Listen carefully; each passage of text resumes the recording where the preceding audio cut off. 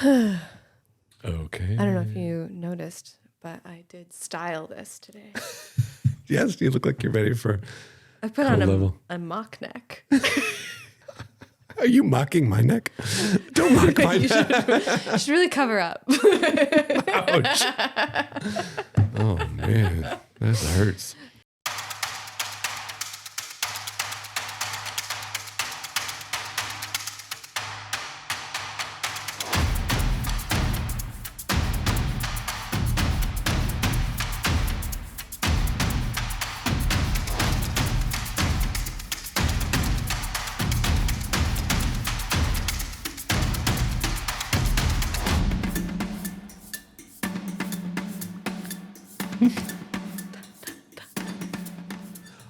Welcome to the Footy Museum and the Footy Museum podcast. I am Justin Whitty, co-director of this here Footy Museum, and I am joined by fellow co-director who, by powers of our board of trustees, has equal voting rights as I do.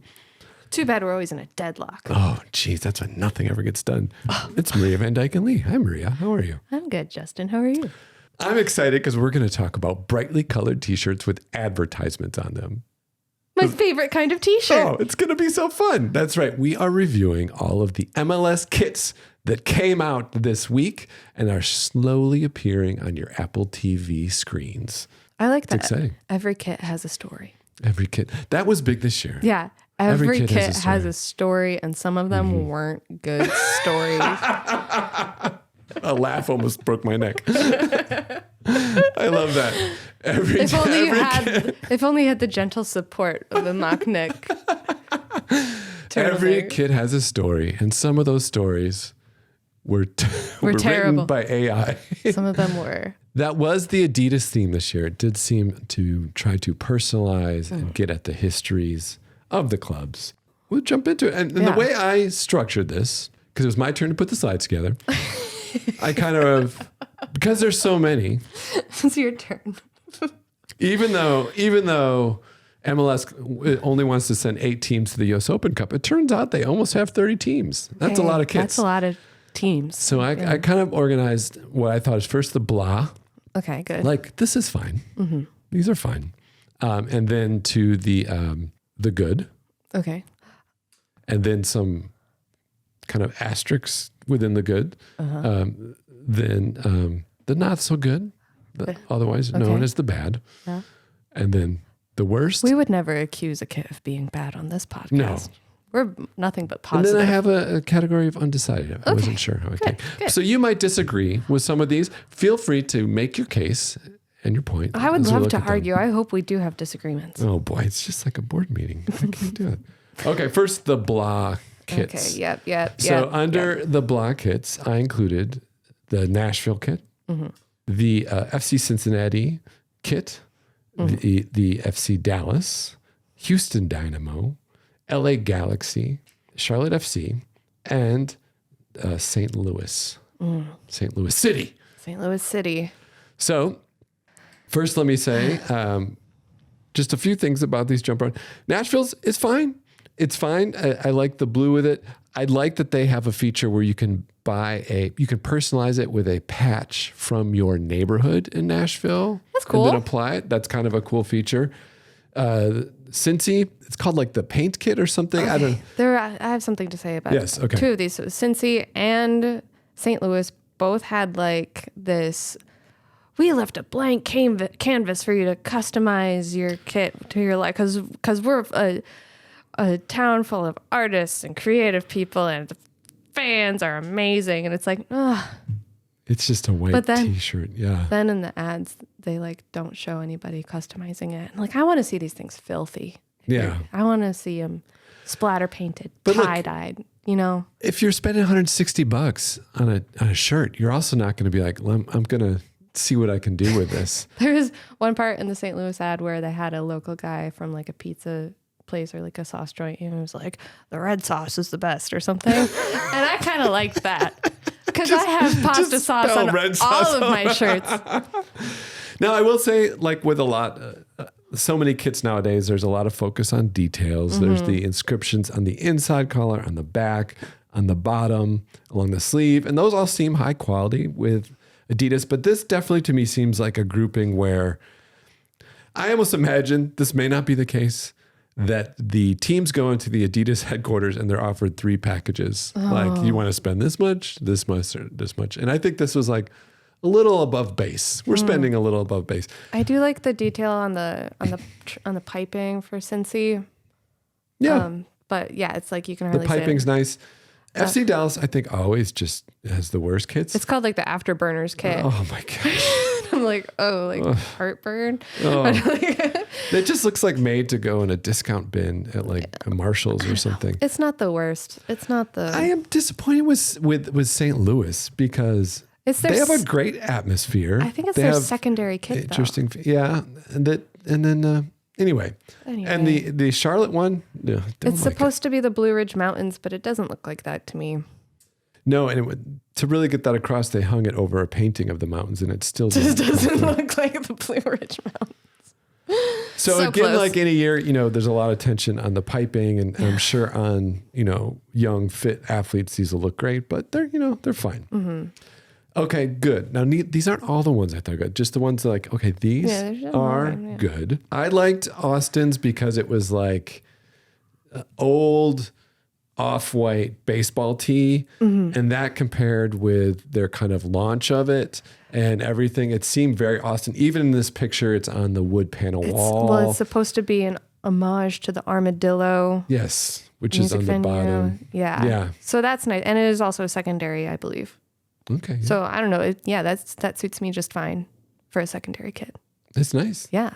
I like it. I would wear that. Pared back color palette's nice. Both New York teams, I liked what they released with Adidas. I really liked the Red Bull. I don't know if I could wear that, but I think if you're going to go bold, it reminds me of an AFCON kit. Ah, yes. Whenever I see one like this, I'm like, it reminds me of Tony the Tiger, and that is not necessarily a bad thing. Well, Tony the Tiger won't be the only cartoon character referenced today. Just a little preview. Not necessarily a bad thing. This Red Bull kit is not for me. I prefer last year's, but last year's I remember you hated. I did. Yeah. That was like yellow, like dusty. No tie-dye this year. Did you notice that? Yeah, and no splatter paint. No tie-dye or splatter paint. And I was like, oh. And then this NYCFC one, apparently from the ad, you're supposed to go clubbing in it. Looks great under black lights. Oh, that's weird. It's like the 24/7 kit. You're supposed to wear it 24/7. Just don't bathe. Oh, I just like the smart use of complementary colors to add some. I agree. And it's like that orange, just enough of the orange and the black, I think is nice without going over. I think it's good. I think under my category of these were good. Yeah. I think the NYCFC one does evoke the place for me, and that's good. So you researched all the stories. I watched all the videos. What were the stories behind this? Give us the narrative. Well, the NYCFC one is a bunch of it feels like an ad for rum or vodka or something. Oh. But a cool brand. Oh. Right? And so the young, not even young millennials, but Gen Zers are out there in the city streets after dark, and they're under black lights, and they're at diners, and they're in baggy jeans. It's the bridge and tunnel kit. It's all they're eating chips. Eating chips. Oh my God, eating chips. I don't actually remember. I can't verify that they're eating chips, but in my mind they're eating chips. But yeah, it felt like an ad for a cool spirit or alcohol. The Armadillo kit from Austin, Matthew McConaughey is the voiceover, and he's talking about the venue. And then they do interviews with crusty old Austin celebrities, and I'm like, yeah, this is cool. I don't think they got Willie though, but it definitely I was like, okay, yeah, okay. They hit. And then the Red Bull one was based on the history of the club, neighborhood legacy. And I was like, I don't know if I get this one in terms of the story.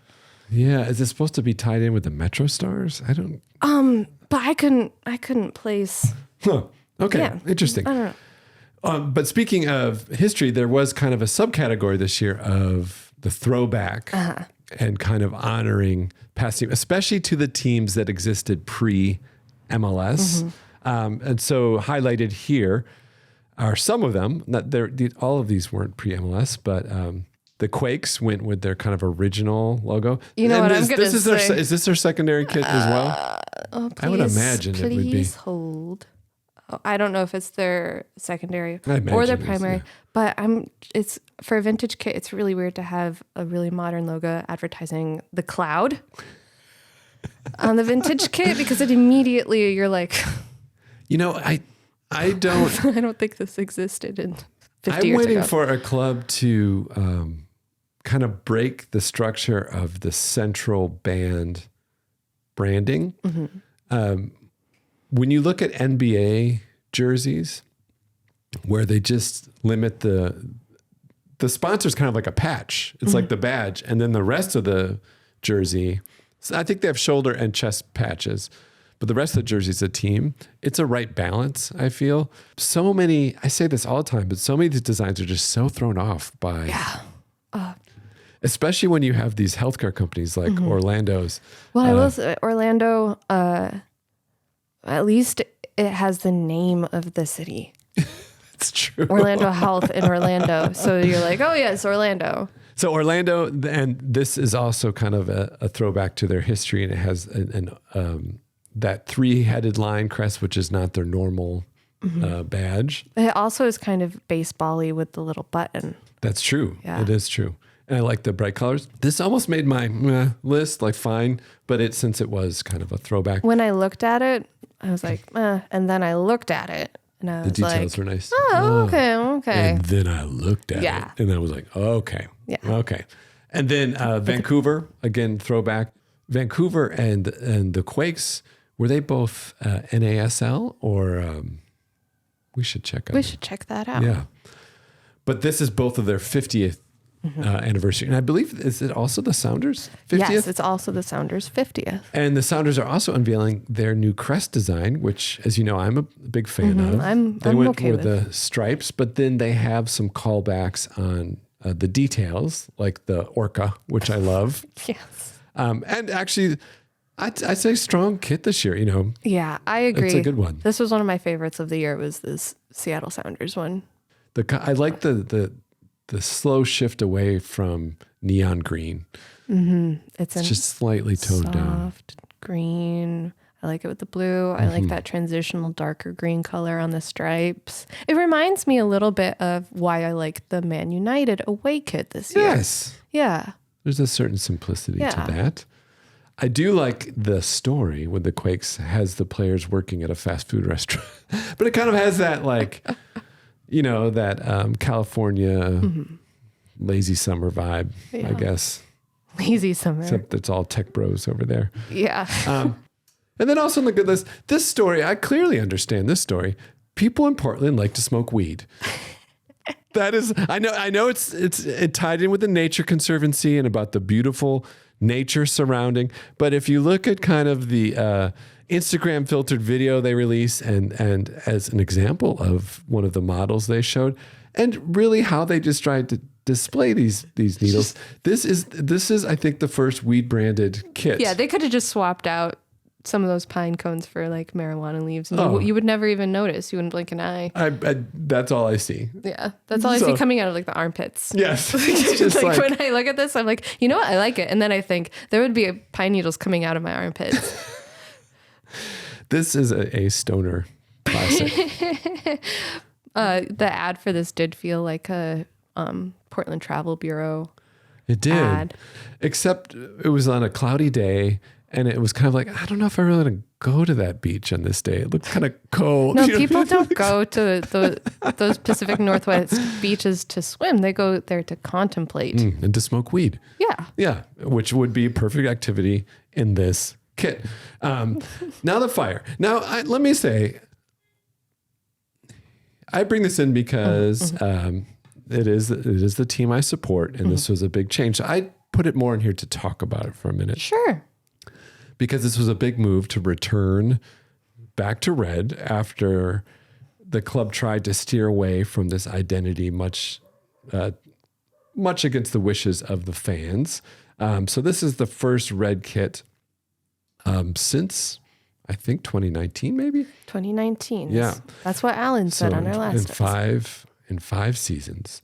And it's similar to a lot of past ones where you have a broad white central stripe, the new kit sponsor, Carvana. And then having seen this up close, there are some nice details like the banding on top and bottom of the central white stripe is raised and it has like an embroidered feel. That is nice for in an age where everyone's just doing digital prints. Yes, it has the whole kit has a lot of tactile quality to it. And also the badge is printed in a way that has that very replicated of an embroidered badge. They have the embroidered star and even the details around the collar, the banding, and the way I include that picture you can see in the top right of Shaq. It's kind of nice how the shoulder or the sleeve lines line up with the chest across. So I think it's pretty good. Yeah. I think I like it. I like it because it ties in with the history of the club. I think it's tastefully done, but nothing really groundbreaking. They didn't try to, and I think that was the intent. Like they have to get the fans Fire back who on their really side. got burned for doing a radical redesign. I think it is about really investing in the history this year and like really working on that atmosphere. So I was happy with it. Again, $165 is a lot for sure. Money. But I do like it. I like it. I don't know if I like it as much as other people seem to be liking it, which is a lot. Like when we put out our Instagram poll, people were love it. Yeah. Overwhelmingly like it's perfect, like this, that. And I'm like, oh, I see why. I see. Well, it's classic. Yeah. You know what I mean? And I think when you see a lot of other kits that are trying different things that just seem one-off and not tied to any history or logic, that's good. Yeah. So it was exciting. It's good. I think I think people are excited about that team this year too. So I think that also falls into it. My favorite thing about it is definitely that it is not a digital print of stripes and that it is an actual sewn thing. Well, those details, and again, this is the only one I've seen in person. So I'm sure that this is true in a lot of other ones, but a lot of the details and the stitching and the piping and the lines, it does have that tactile quality. Yeah. So I think that they really invested in this. And I look forward to seeing it win all those cups we talked about. Now, although I have to say for me, when I think which one would I wear, or which one has got the most style, once again, for me, think it was LAFC with their new kit sponsor, BMO, with a lot of gold. They went very Italian. It's very good. Yeah, it is very good. It's very good. And that BMO is on some other kits we'll look at in a minute where it doesn't look quite as classy. This is not only did LA win for me for like, oh, that's undeniably quality. It just design. looks like luxurious. It looks LA. They also won for best video. And you've probably seen this. I did see this one. Will Ferrell is the equipment manager for LAFC. And you just know that they gave him a prompt and he rolled with it. Yeah. And they ended up producing the best video. And it's like, it's not fair. It's not fair that they just have him on call. They're like, hey, can you come do a promo thing? He's like, yeah. Sure. I feel like he's just bored. You know, he's like a multimillionaire. Like he just shows up at things, DJing his son's frat parties, going to LAFC games. He's having a good time. I do like this, Those pancakes look good. Those pancakes do look good. But this is a one where every so often the sponsor logo kind of works well. So that large gold BMO medallion kind of works on there. It does. So very nice. And now on to the bad. So I mentioned the other BMO sponsor teams. That would be Montreal and Toronto. Just phoning it in. Talk about digital prints. Like, I don't know if the teams are just rebuilding in that. They definitely went with the cheap package when they showed up at Adidas. This is, Toronto's is just awful. There's some weird gray shadow prints on there. I like that. I like the old crest or the old style crest, but that's about it. That's in Montreal. The story behind this one is that the Toronto is like their global kit. And I didn't quite understand what they meant by that. And I think it was another one of those things where they left it blank on purpose so that it could be all things to all people. Yeah. But part of that is using their non-primary crest. I don't know. It looks like a youth league generic jersey, as does Montreal. Montreal's video I couldn't understand because it was in French.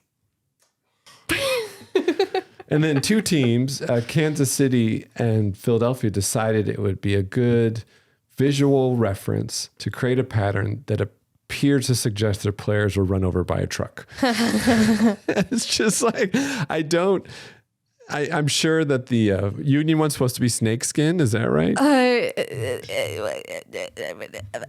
Hold on. It's in Roman numerals. 15 kit. So it's an anniversary kit too. Yeah, this is an anniversary kit, and it's supposed to, the center stripe is like big for them. So this is like their new interpretation of a center stripe. But yeah, it kind of tire tread. It looks like a bike tire tread. You're right. They just got run over. And then same with Kansas City. Kansas City. That's the diamonds is apparently a big thing for them. And their video was Bond themed. I always feel like are forever. Minnesota's still pushing kind of like this like astrophotography theme, hippie northern woods thing that to me, it's fun. I don't know why anyone would want to wear it. We already talked about Atlanta's, what's his name? The Eagle? Sam Eagle from the Muppets. Mm-hmm. Now this is not their primary kit though, is it? I think it might be. Oh my gosh. I didn't even make notes for Atlanta because I was like, we talked about Sam Eagle. Yeah. And then Miami's kit, which I don't like. I just don't like it. That cruise line anchor is just so heavy. But I was looking at that and it was really interesting. And I was like, why does that look so odd when Messi's wearing it? And because it looks just like his face. And you can't tell me that that's not the reason they did it. That's just Messi's face. That's how all in on Messi they are. Whoa. And I would be curious to see if they actually altered any of the dimensions of their logo to match and make it look like Messi, because it totally looks like Messi. It does. You're onto something here. I like this conspiracy theory. Oh my gosh. But the all central from the Adidas to the Miami to the spot, it's just too much. And then anchors have visual weight, people. Yeah, it points straight down. It's just. They should have gone with, like, made the anchor a dark pink so that it blended in more. Well, if they have to use it, you know? I'm sure it will still sell, but their last year's was so popular. Yeah. This seems like a real. And last year's had like the little polo collar, which was kind of nice on a just plain pink thing. This isn't as good. And really, they only had to have a really good one for like 3 years. That's right. Because that's when people. Well, that's the problem with changing them every year now. You know what I mean? Why can't you stick with it? Yeah. I know one team who doesn't want to stick with their kits, and this is the Columbus Crew, with their universally panned. I'll call it the Charlie Brown kit. It's the Charlie Brown kit after the icon, the footballing icon, Charlie Brown. He's the holiday athlete we all aspire to be. This is why you need people older than 30 in the design room. Like, oh wait, there's a cartoon character I remember watching that has this shirt. I don't see how they didn't see it. Maybe they did, and maybe everyone in the room is just honestly a really big Charlie Brown fan. Maybe. I think that, so this a yellow, which is identical to Charlie Brown's yellow. It's Charlie Brown yellow. With a zigzag black line across the middle. And then, of course, their logo is a C, which this is just Charlie Brown. Further emphasizes. And it's a C that points in the same direction and shape as Charlie Brown's nose, which is also pretty funny. I have rarely seen like something where there's just a suggestion of similarity and then been completely unable to not just see that. Mm-hmm. That's all I see with this. And when I see the players in it, it looks like they're in Halloween costumes. I think that like 50 years from now in MLS, the nickname that the Crew will have will be the Blockheads. Oh, absolutely. I think that's their only choice. Like, lean into it. Yeah. I think they could have a lot of fun. I think they should totally own this because there's no escaping it. And they should get celebrity sponsor Snoop Dogg. To dress up like Snoopy. Snoop Dogg doesn't do celebrity sponsorships, does he? I've never seen him in anything. My friends have a Snoop on the stoop instead of an elf on a shelf. But yeah, I think that's really the only way to get over this. Just go hard. And then like you said, in a few years, people will be like, why is Charlie Brown synonymous with the Columbus Crew? And it's like, well, because we had a design deadline. If they had gone for the polo collar instead of the crew collar, that would have really sealed the deal there. Yeah. But they could have even just used like Google search, like snapped a picture of it and like, dear Google, is there anything that looks like this out there? It'd be so cute if they play in black shorts and yellow socks. They do have black shorts. It's insane. They just look like costumes. I can't remember the color of their socks, but... Oh, well, they can switch that to yellow if they haven't already. Columbus is such a... And they'll shape their heads. It's such a mystery because obviously the champions, very good team. The fans create great atmosphere. As a Fire fan, I don't enjoy playing them, but I give them respect. But it's like they had a great kit and a great crest, and then they swapped it out for what we've already agreed is the ugliest crest in MLS. And now it seems like they're going for that distinction in the jerseys too, in the kits. I don't get it. And then there was these three where I was undecided for MLS. So I think they have the attempt and expense of the good kits, but I just wasn't quite sure where they landed. What do you think? So this is Colorado. Yeah, this is Colorado Rapids. The Revolution and Real Salt Lake. This is from the Revolution. I actually really do like this kit. Okay. But it's called the Tea Party Kit, the Boston Tea Party Kit. I can't figure out why it's called the Boston Tea Party Kit. And when I looked it up on the MLS website, all I found was a paragraph about the history of the Boston Tea Party. Just because Boston. Just the intern doing this summary was like, let me just copy and paste the Wikipedia article on the Boston Tea Party and put it on this because I didn't know what it was. This kit is a reminder that the Boston Tea Party was a thing. That happened in 1773 when the people put tea into the bay to protest taxation without representation. Literally, word for word. What if the little quote on the inside collar accidentally still had the prompt, like what is the Boston Tea Party? Yeah. And then let's see on the left here, who is this again? Colorado. So Colorado kind of has like a wavy checkerboard. I like the Colorado one. I like with the maroon with the light blue trimming and then a faux collar. So it's designed to look like there is a little collar, but I think it's just on there. Yeah, I do like it. I decided I like that one. And then Real Salt Lake is like a bad redone Barcelona kit. They just got there's that mountain range on there, but the ridges come down like right where the nipples go. So it's just arrows. And I'm like, Real Salt Lake is going with the angry nipple look this year. That's because it's always so cold in Real Salt Lake. You know, everyone's got those hard nips when they're playing out there. Just like Charlie Brown, they got to lean into it. Not too hard though, because it could hurt when it gets that cold. Oh my gosh. So it's off my list for that reason. Yeah. Yeah. So these are the multitude of kits, but I was thinking more broadly about kits in general. I mean, why is it such a phenomenon? Like I understand for a long history in football, teams would just wear different colors. They're just differentiating themselves. They didn't even have badges, a lot of them, till like on their jerseys until 20th century. A lot of teams started wearing them.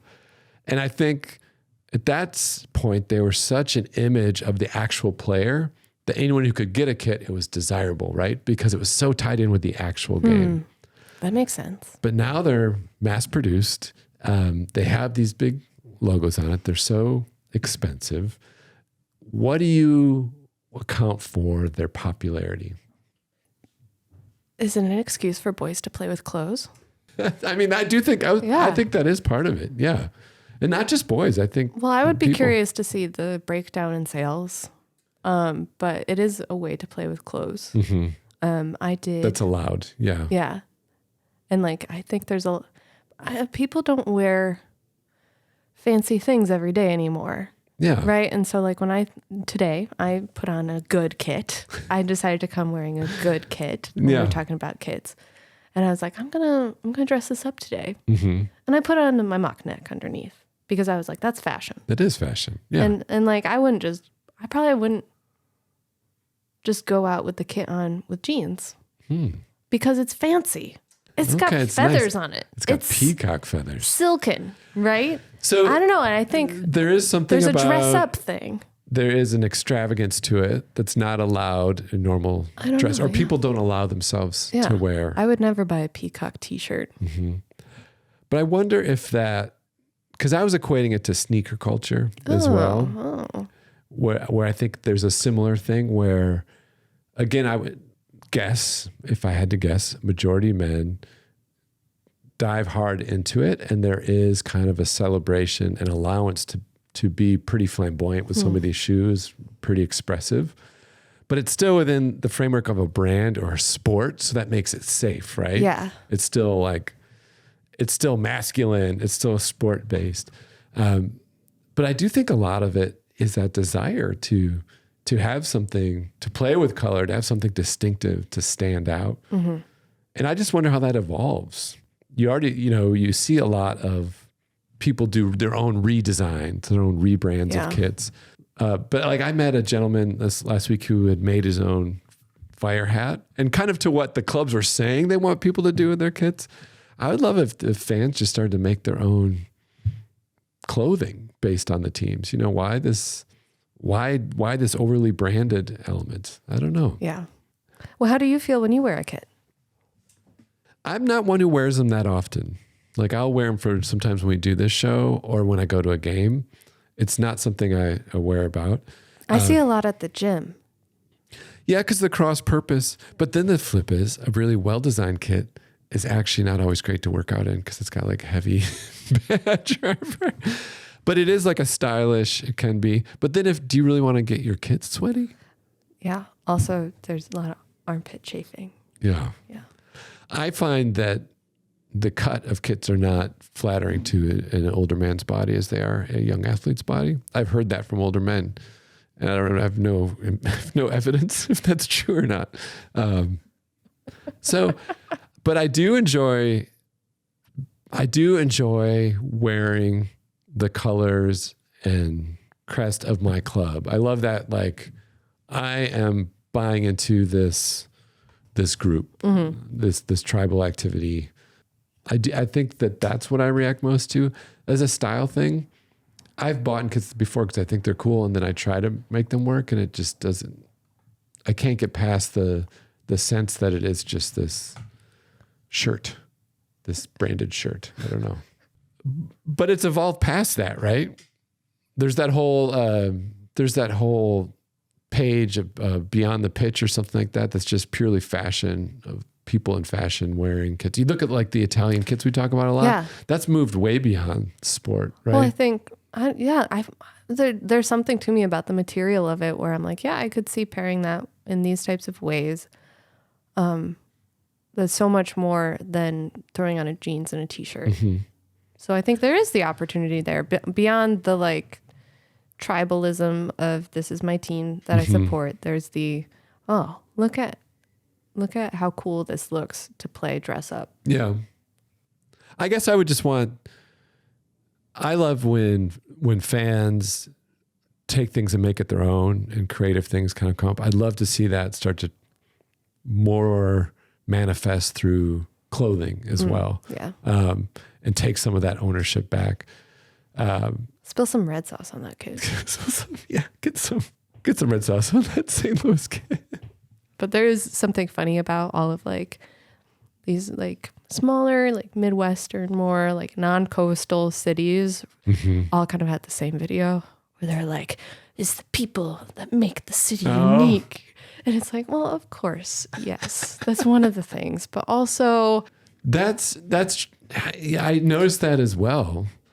But I think that is just a broader sports trope. Like, isn't that the Wrexham trope? Isn't that like so many English is like the factories left, everyone wrote us off, but the people are stronger and beyond that. And we are the embodiment of that. And there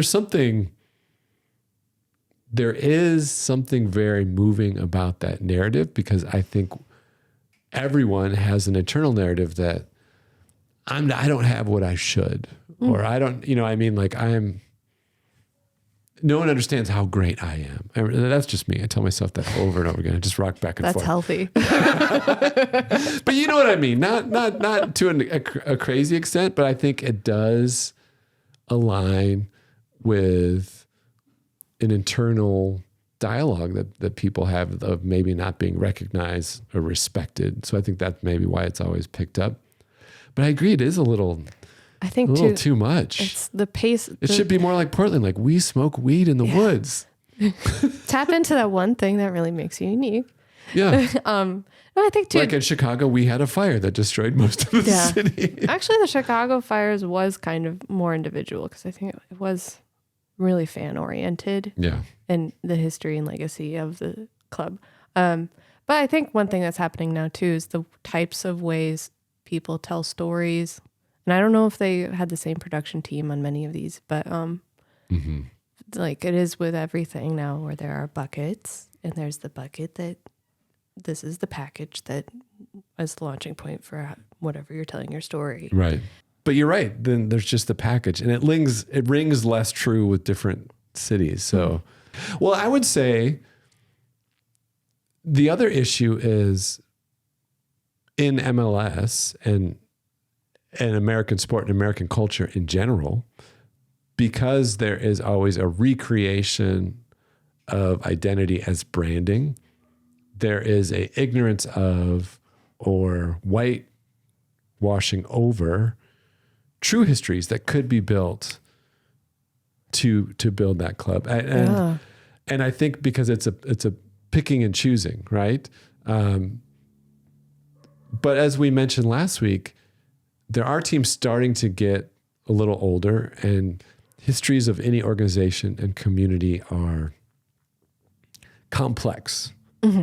And so it becomes more difficult to apply the type of package you're talking about. I think like in Chicago, why there was so many issues when they tried to just come in and rebrand like it was a new club is like, no, there is history here. Mm-hmm. You did not just buy an organization. You are the steward of a community that already exists. And so I think as we go forward, MLS is going to find that more and more, because all these groups are kind of forming their own history. So like say Columbus does run with this Snoopy thing. The crew can't do anything with it because of copyright and trademark. But the people can. But the people could. Yeah. So I think it will be an interesting way how that evolves. And I think that's something that's outside of sport is more broadly needed, because I think the same type of branding is thrown on consumers now. Like I see that with everything you're exposed to, you see a brand option for you laid out. So it's really hard to not be like, well, I'm choosing brand B or brand A or brand this C. Is me. I identify with brand right. B. It's so much now it's about what brand you identify with. Yeah. And maybe we need to let it just, with these clubs and just everyday life, let it get a little messier and based on where you are. On a kind of a more somber note related to that, because I was thinking about this week, I think as everybody was, I was thinking about the shooting at the Kansas City Super Bowl parade on so many levels. One of just this terrifying cycle that we as Americans have trapped ourselves in, that is, I think, conscious or continually anxious presence in all of our lives. But the other, my concern is, here we are recording days afterwards, and it's largely fallen from conversation. Yeah. And my sense is that organization and the NFL will do their best to wash that from the history. And I was thinking about that in context of Hillsborough or other disasters in football, where there was a desire after some of these tragic stadium events for clubs and leagues to blame it on hooligans, to push it to the side. But the fans wouldn't let them. And the fans folded even those dark histories into the narrative of their communities, and now still continue to honor and respect that moment. And I think it built a lot of strength around those communities. So I'm curious, not only is it kind of a flattening of expression by providing these preformed identities and caps, when you don't allow expressions of loss or mourning or grief or confusion to also exist in that community just because it happens to be a sports team, it's going to come all across as inauthentic. So I'm curious to watch what the fans of that team do and what we all do really in reaction to it. But I don't think it should be brushed under. Do you know what I mean? That is as big of that organization's story this year as Taylor Swift or the Super Bowl, is that numerous children, just like that happened in stampedes and soccer stadiums around the world, were injured. Someone died while celebrating and honoring that team. So what is the responsibility of that community to honor that and to prevent it going forward? Because a lot of the changes that now happen at stadiums were because of the fans. Because in football stadiums where people were crushed in archaic kind of penned in supporter sections, the stadium owners wanted to blame it on drunk fans. It was the fans who pointed out, this is not a safe place to have these events with this many people. So I think that the fans also need to say in this instance, this is not a safe culture to live in, to bring my kids to gather in large spaces. So not to go dark, but I think it is out there, right? And Kansas City is one of the teams we're talking about, and I'm sure it's going to be on the minds of all those players and fans as well. So that's interesting to see how do fan bases also navigate that, because there is a controlling aspect about these narratives that are put on top. Kits are cool. Those are great. Great thoughts. Well, that's just goes with what we always say, how you can't separate the lighter side of football or sports from the reality of living in the world today or in history. So yeah, those are good thoughts. Oh, well, so we were going to do our next section of Chicago soccer history, but there's so much of it. We had to give ourselves one more week, so we'll be back with that soon. We also had this breaking news with Kit Week. Kit Week. Is it really breaking news? You didn't see it coming? It was a real surprise to you. Well, I guess not. Well, it is news that has broken. Yes, I'm sorry. It's not unforeseen. Such a jerk. Gosh. We really got to work. You really hurt my feelings. You really crossed the line. That comment you made about the Kit Week, you really crossed the line. And you don't even know what Cruz uses Messi's face as their logo. I want to be in that boardroom where they're like, holy shit, our logo is Messi's face. We have to sponsor Inter Miami. Do you see what I see? Do you see what I see? Is anybody else seeing this? They had their meeting in Portland.